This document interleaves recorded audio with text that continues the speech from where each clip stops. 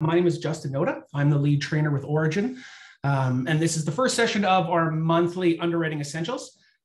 Today, we are going to be going over income, T1 generals, letters of employment, business financials. We're going to touch a little bit on NIAT today as well and just show how you would qualify for the Scotiabank BFS Plus program. So let's get going. So income, we're going to talk about how to read it and what to look for.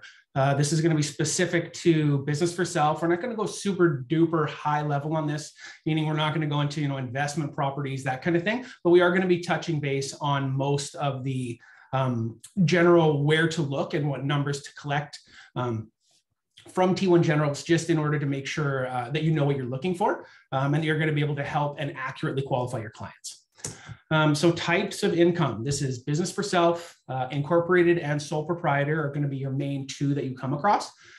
For those, obviously, you need to collect T1 generals, notice of assessments, and business financials. There are other documents inside of those requests, inside those specific employment criteria, and we'll go through that. It'll explain it all.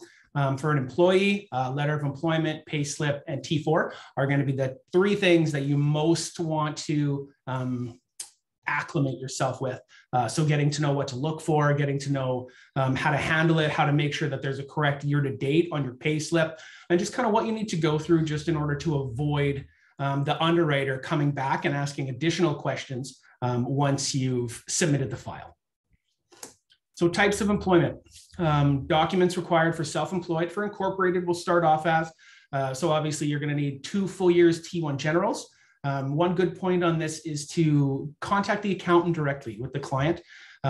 Just take that completely off their plate, right? The more things that you can take off the plate of the client, the less stressed they're going to be. So if there's some step that you can completely, eliminate them from, simply say, that you want to get in touch with the accountant and can they send an email, CC you both making an introduction, and just confirm that you're able to get all the documents that you request from the accountant, as they are going to need the client to kind of give you the thumbs up and give you the okay that you're going to do that first.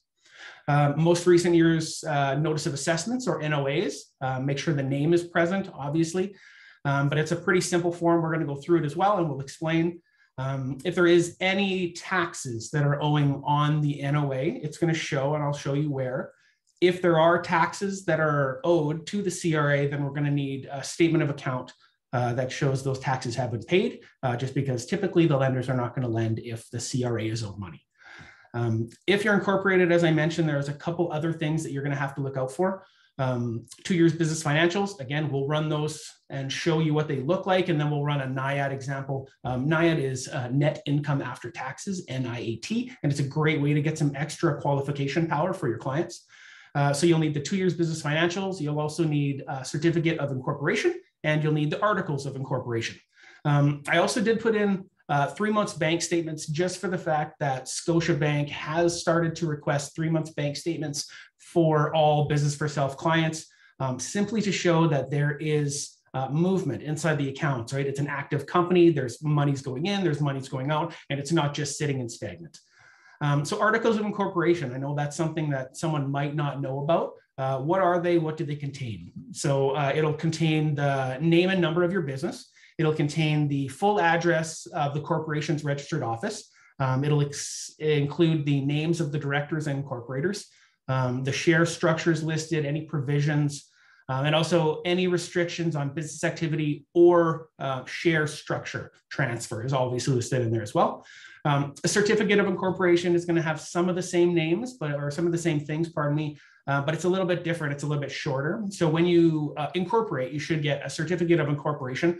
And what that's going to do is that's going to put down your official name, the day you were incorporated, and also your corporate number is going to be on there as well. Again, when you're pulling other documents, all these items that are listed do come in handy. So being able to know what they are, where to find them, and how to use them is definitely advantageous. As you can see, documents required for self-employed, sole proprietor, a statement of business activities is what's needed, and that is in lieu of business financials, just because if you're incorporated, you're going to have business financials, which is the request. If you're not incorporated and you're a sole proprietor, then the statement of business activities, it's going to be what's needed. And you can find the statement of business activities inside the full T1 general package.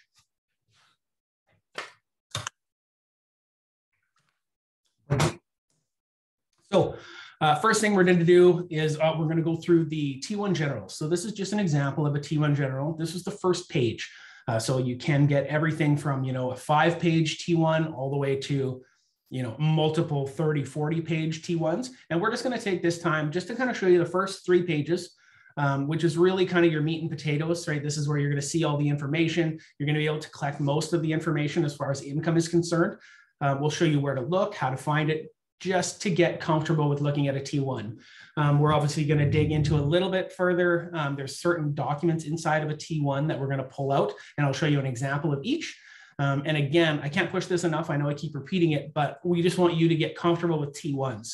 So especially when you're a new agent, if you get a client in and their employee, that's nice and simple. It's easy to do the math. It's, easier qualifications. Whereas if it's business for self, sometimes you can pull the T1 NOAs, all the documents. And if you haven't had a chance to look at it and get comfortable with it, it can be quite overwhelming.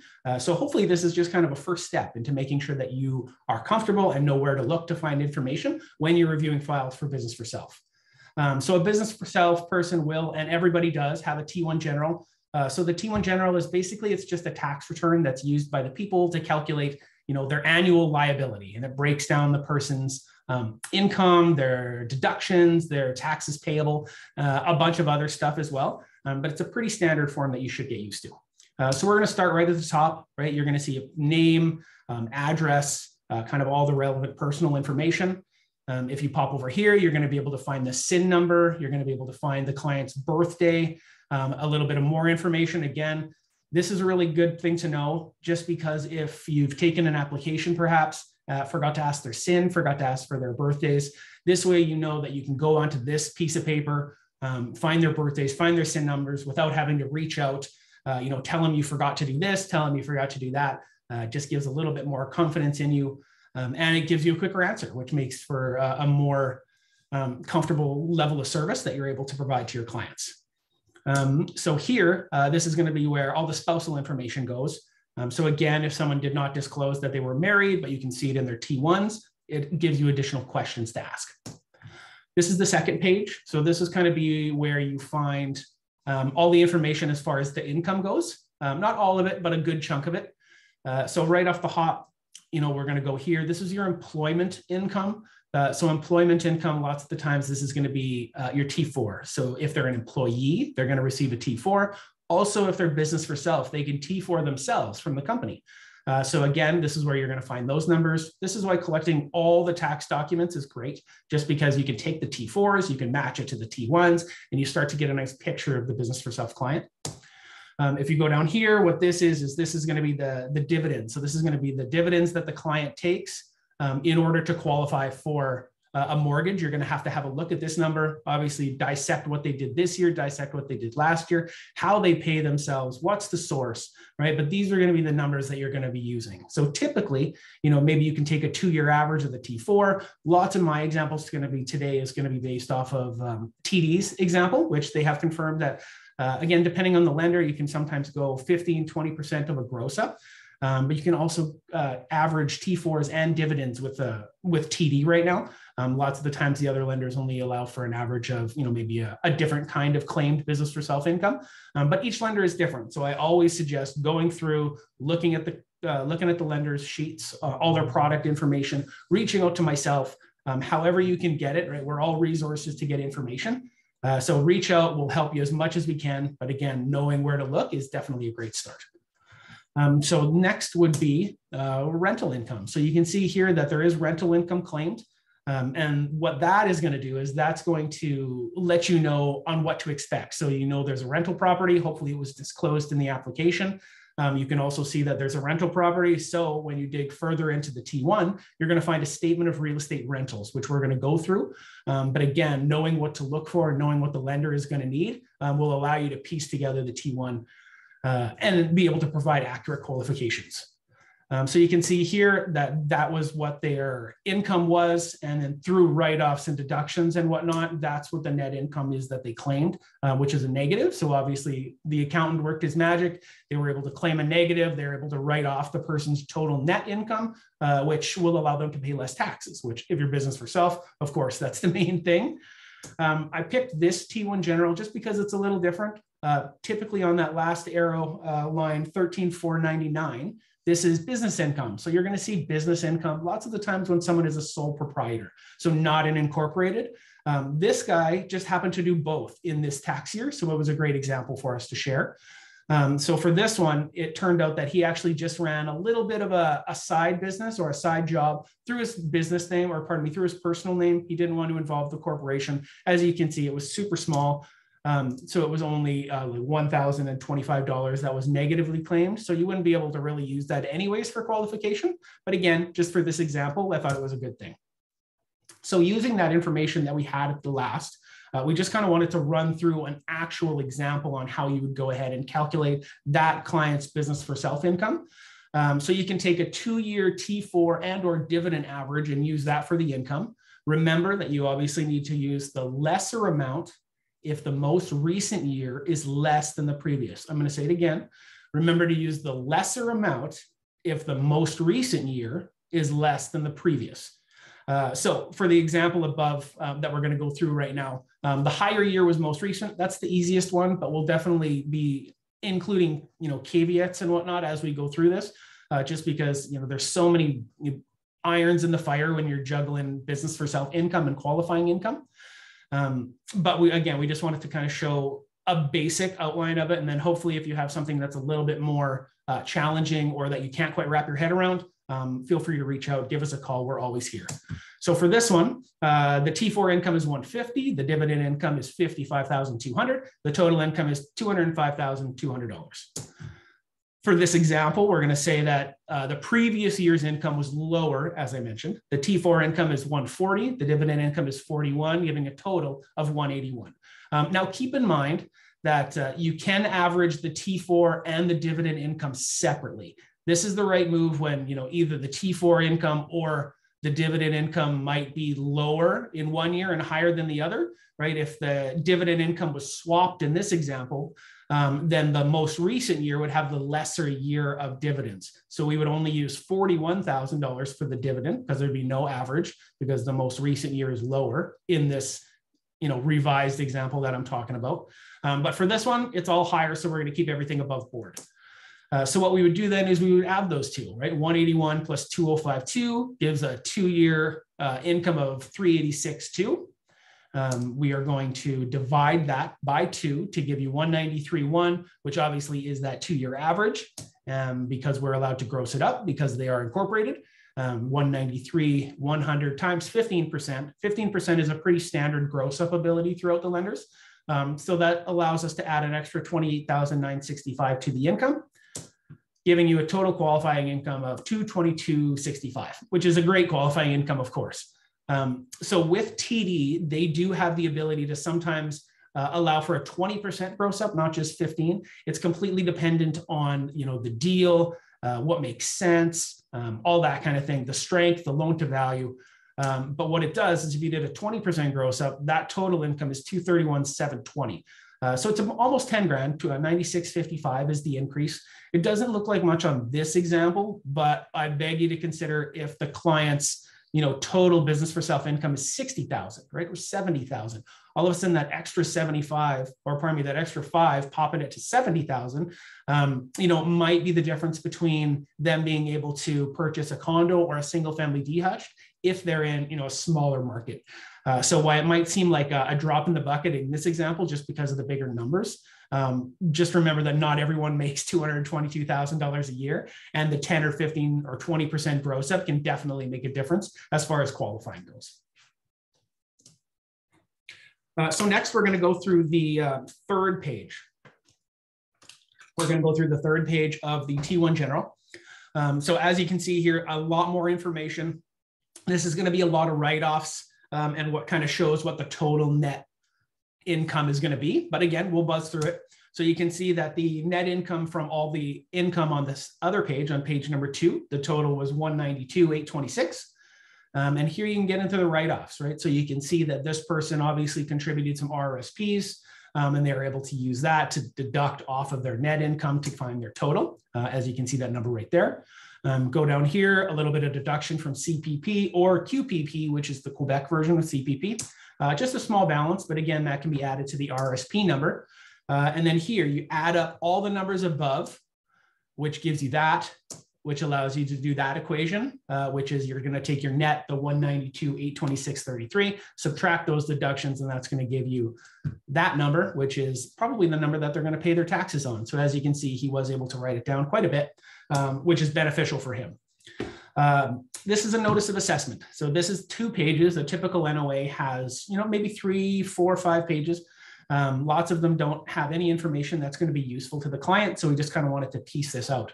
Again, it provided us an interesting sample here. So an NOA, it's going to start off, you have your name and whatnot all at the very top, same as before. This, you can see that the total income is 194,492, which, if you remember, is higher than that 192 and change number that we were talking about in the other file. We'll go over that in a second. Here you can see if there's any taxes that are owing. DR means yes, right? They're going to need to pay that, 44,918.13. You're going to be able to provide confirmation on that, typically with a statement of account. If it says CR instead of DR, then that's a credit. So what that is saying is that the government actually owes the client money, not vice versa. So that's fine, right? You can send an NOA with a CR that's listed and expect it to be, checked off and okayed as a verification that there's no taxes owed. So when we did that other numbers, I compared that 194,492 to that other 192 and a little bit numbers. And what I found out is that it's about $1,666 short, which is a pretty round number. So digging into the NOA a little bit, you can see here, the $1,666 was the minimum required payment in 2020 on their home buyers plan. So that's a coincidence that those numbers match up. But then it goes a little bit farther and it says we added $1,666 to your income because you did not designate a repayment under the home buyers plan. So that solves that issue, right? Being able to put that information in your submission notes, perhaps in your own notes, will do nothing but, being able to fend off questions the underwriter might have on that. And also just teach you to, read all the documents, right? You don't want to miss anything. You want to make sure that you're as informed as everyone else is. And being able to know where to look and how to dive in is definitely a good point on that. This is a statement of business activity. So this is what you're going to see with people who are sole proprietors, not incorporated. Incorporated people will not have this. You can find this inside the T1 General. And this just kind of gives a little bit of a glimpse of the business that the client is operating. So usually you're going to have the client's name and then you're going to have a business name as well. Lots of the times it's just going to be the client's name because as a sole proprietor, they haven't incorporated, they don't have a company name, right? It's just them kind of running a smaller business that hasn't taken that step yet. So it's going to have a bunch of information, fiscal year, address. It does list, even underneath that one arrow, it does list the accountant name. So again, being able to, maybe you'll have a client who you ask for the accountant info, they have no idea. Being able to come here and you can actually review the T1 and see where the accountant is, gives you another step to being able to provide additional information to the client that they might not have asked for. But again, it's saving a step and it's saving a headache for the client. So it's something that we always like to do. It also gives the share split. This is going to be a really important thing when you look at the statement of business activities as well as the statement of real estate rentals. So knowing that the client does in fact own 100% of the company. If they don't, then you need to dig in and ask, who owns the other half, what's their share contribution, and get a little bit more information before you're able to put a file together, not only for a review and a pre-qualification, but obviously if you're going to be submitting the deal live, you want to make sure to provide that lender and underwriter with as many notes as possible. This is the statement of real estate rentals. So this is what's going to be available to clients who have claimed. Claimed is the key here. Some people have rentals that they don't claim, in which case, obviously, a statement of real estate rentals will not be available. But if they do claim it, you'll see it on that first page where they had the 35 and change, and then he wrote it off to -11 and a little bit. All those numbers are going to match up to this document. So you can see it's going to have the same info kind of as the statement of account, or pardon me, the statement of business activities, where it's going to list, the name, the address, the percentage owned, all that kind of stuff. So if you look directly underneath where my last arrow was, you're going to see details of other co-owners and partners. So if someone owns a property with somebody else. Lots of the times it's going to be a 50-50 split or a 25, maybe 4 people own it and everyone has a quarter share of interest. And that's going to be where this is spoken about. So if this case, he owns 100% of this property, which is fantastic, nice and easy. You can use 100% of the rental income, 100% of the debts when you're debt servicing and running your qualifications, and away you go. But if in here it lists that address and he only has a 50% ownership, your calculations have to switch, and you're only allowed to use 50% of the rental income, but 100% of all the debt that's associated with it. So this is an important piece to know, just because if you're running qualifications and you run it based off of them earning 100% of the debt, it's going to mess up your offsets. It's going to mess up your debt service ratios. It's going to mess up the calculators that the lender has to debt service all the rental properties. So knowing that information, having that in hand, and being able to know that you're providing and explaining your qualifications to your clients in regards to all the rental income is super important. And this is a great spot to confirm. So for this one, you can see this is going to match up to the same number that was on the first page of the T1 General. So 35,727 is going to be his gross rental income that was collected. This is where he's going to do all his write-offs. So you can see he had some salaries, wages, benefits, repairs, interest, insurance, all those kind of things are what the accountant was able to use to write off the rental property and the income. So he didn't have to claim any of that. And you can see that the end result was him being able to claim a net loss of negative 11,347 for his rental property, which is a good thing. You can write it all off. You don't have to pay any interest on that income. But again, knowing where to find and knowing where to look is key. And in this situation, it's nice and simple. And it all matches up with the first page, right? If you're doing that, it's nice to check, to double check, to triple check, just to make sure that that there's no inconsistencies between pages inside the T1s, and also inconsistencies between what your client told you and what you can see is true. This is a statement of account. So it's a little bit older. This is a 2019 version. So I believe the 2022 version looks a little different, but the meat and potatoes of it is the same. This is what you're going to get when you pull, maybe Easy NOA or a file complete package. The client can also get this from the CRA in their online. They just have to go in, they can check it, print it off, scan it, however you want, but it's just going to have the client's name. And then more importantly, it's going to give confirmation that this client does not owe anything to the CRA. If they do, they're going to need confirmation that it's been paid, which you can provide via maybe a receipt that you went into the bank and paid it. You can show in your bank statements that that exact amount came out and that it's being paid to the CRA. So lenders do accept that in lieu of a CRA statement of account not updating in time for the subject removal date or the file funding, something like that. But so there's ways around it. If you have that kind of situation, please feel free to reach out to myself or anybody else who you think might know the answer, because we're all a team here, and education through involvement, I find, is the best way to do this.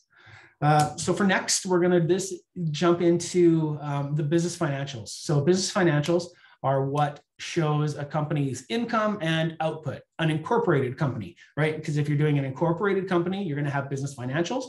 If you're not incorporated and you're a sole proprietor, you're going to have statement of business activities. So for this one, you can feel free to look through it. What we're going to use this for, this is about page, I think it's page 3 and 4 of the actual business financials. Business financials are usually, 4, 5, 6 pages long, and usually they're in their own duotang. And the first page of it is kind of addressed as notice to reader. So if you're trying to find it, that's typically what I advise a client to look for. But for this case, we're just going to run through the business for self plus program at it's called NIAT, which is NIAT. So that's a net income after taxes. And we're just going to show a little bit on how to qualify for that. With Scotia, we're allowed to use up to 40 to 60% of the NIAT average, less the dividends, based off of these corporate financials to help with debt servicing. So I'll go through this. I'm going to let you know exactly where to look, and then we'll hop over to an example. So you're going to find your net income, which is at the bottom. Obviously, 2020 net income is $506,225. And then you're going to go over to the next page, which is your dividends that were declared in those years. And you can see 87,000 claimed in 2020. You're going to do the same thing for the 2019. So you're going to find out that number, the net income. You're going to find out what the dividends were. You're going to get those numbers, and then you're going to go to your math sheet, right? And for this example, I wanted to make sure to break this down a little bit. So the lender will probably ask again, this is just for this example, but if this was a real deal, the lender would obviously want to know why 2020 was so high and 2019 was so low. So you can go in, ask questions, get a little bit more information on that. But it's definitely something that if you do see such a drastic jump, be prepared that they are going to wonder why. So for this example, the 2020 net income was 506,225. The dividends taken were 87. You're going to subtract those two and you end up with 419,225 of your net income after taxes. 2019, you're going to do that same math, 133,332. And these are all the numbers that we took off of the business financials. You're going to subtract those numbers and you're going to end up with 85,332.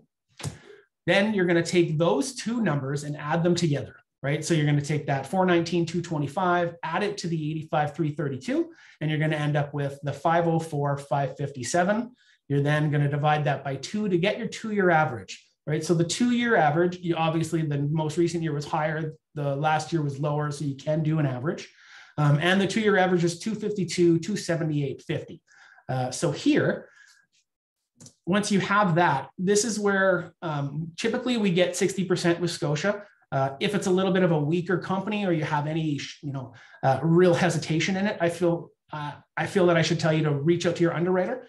Maybe send them a nice detailed email, say we're thinking about the BFS Plus program. Can you please confirm if you're 40 or 60% on the NIAT? And they should be able to show you a nice example. So for this one, we use 60. So 60% of that is 151,367. And what we can do, that amount can now be added to the qualifying income. So we put it in the other income inside Velocity. And on this file, because he also claimed T4 income, we were able to take that 151,367.10 and add it to the T4 income, which obviously helped qualifications quite a bit. So example on here is that if the client T4 themselves $50,000, the total income, the total qualifying income would then be 201,367.10, which is a whole lot more than if we hadn't calculated it NIAT. So this can be a nice deal saver, but you just have to know what to look at. So hopefully this gives you a little bit of an idea on how to glimpse into the business financials and how to pick them apart. So now we're going to be jumping into the employed. So this is your standard, I work hourly, I work salary. How do I look at the letters of employment? How do I look at pay slips? And what kind of things do I need to be aware of while I'm reviewing and before I submit? So for this, we wanted to give a good example of a letter of employment and just kind of what it should contain. So obviously we can see there's a header, there's a company logo. That's great. It's a step to show that they didn't just create this on, their Word document and that it did come from, the company.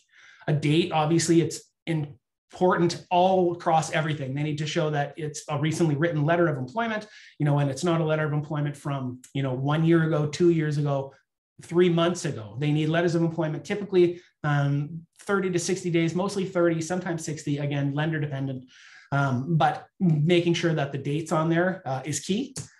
You can see right above that, the confirmation of employment for Barbara Smith. So having the client's name on it is important. I pointed out the CEO just because I wanted to show that having the position in there is also a great thing to show, not only because it lets everyone know what they do, but to make sure that your information is correct before you submit. It says the current salary of the employee is $157,500, and it goes a little bit further and actually breaks down the biweekly payment. You don't see that all the time, but it's nice to have. When you're checking on the year to date, as far as the pay slip goes, it's an easy reference to be able to break it down a little bit more. We'll go into that, but seeing that is nice. And then obviously having contact information for the person who wrote and signed the letter is key. Lenders are going to do a verbal check, so they will phone this Tammy person in this case to verify that all the information is good and none has been altered.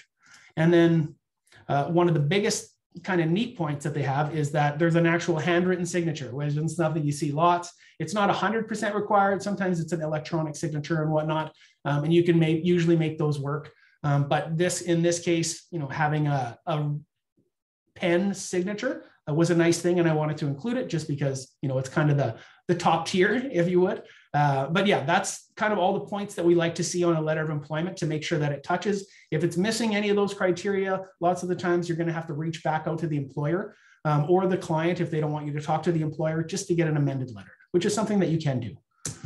As far as pay slips go, You're going to see a lot from a company called Ceridian as well, which is a huge payroll company. I didn't take that as an example just because there are times that you're going to see non-Ceridian pay slips, and I just wanted to show all the information that should be there that is on the Ceridian, but is not always on non-payroll company.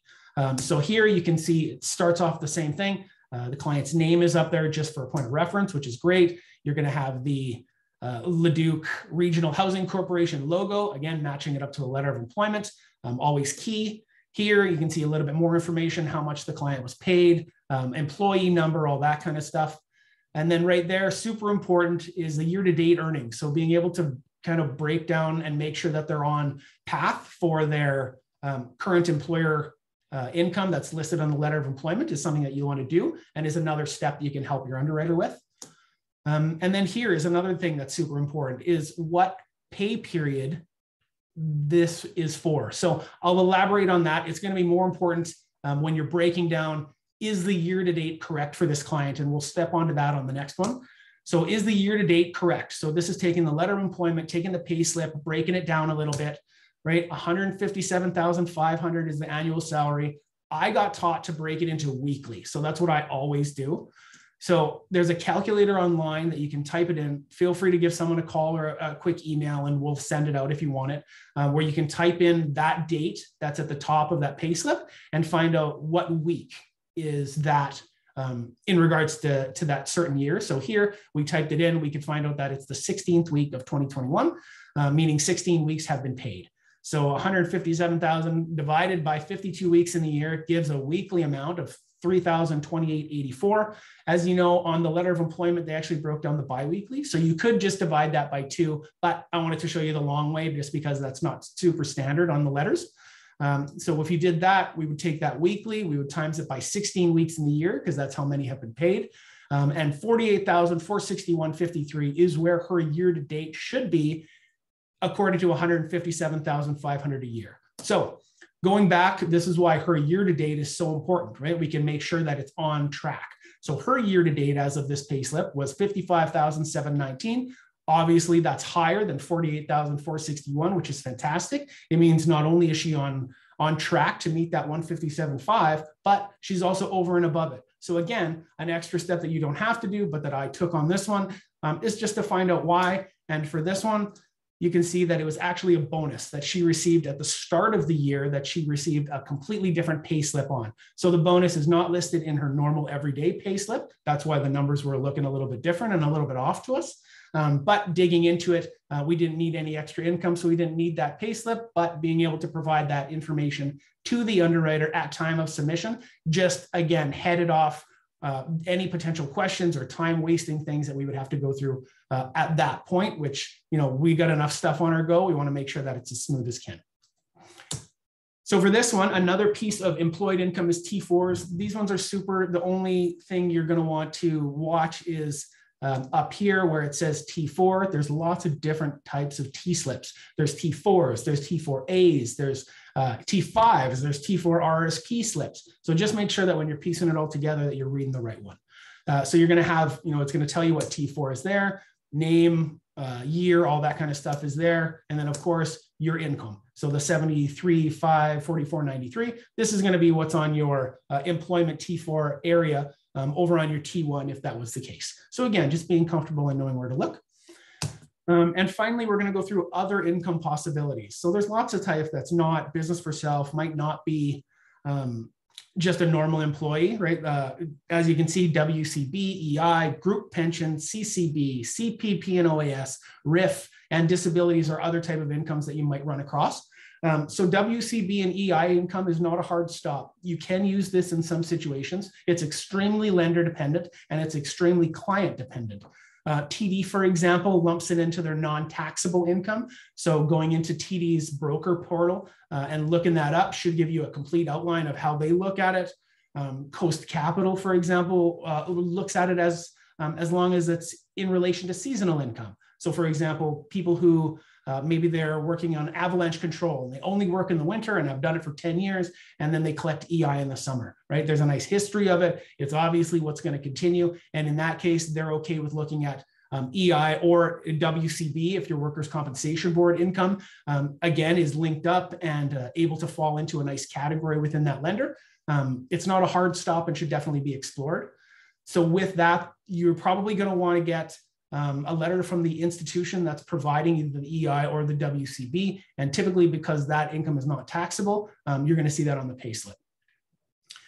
Group pensions, so company pensions, there's a bunch of different kinds that aren't CPP and OAS. So this is just like an employer pension. Lots of the times it's called a pool registered pension plan or a defined contribution pension plan. Or a defined benefit pension plan. They're all kind of the same, a little bit different, but looked at the same. So you would need your most recent T4, and we'd like to collect a 90-day bank statement just showing the history of those deposits. Again, just going over and above.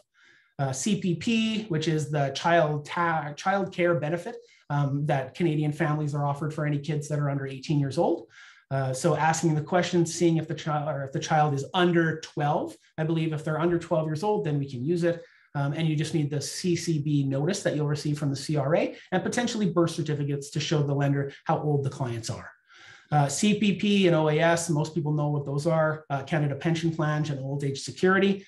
For that, you would need the most recent T4A. So that, again, this is where it is.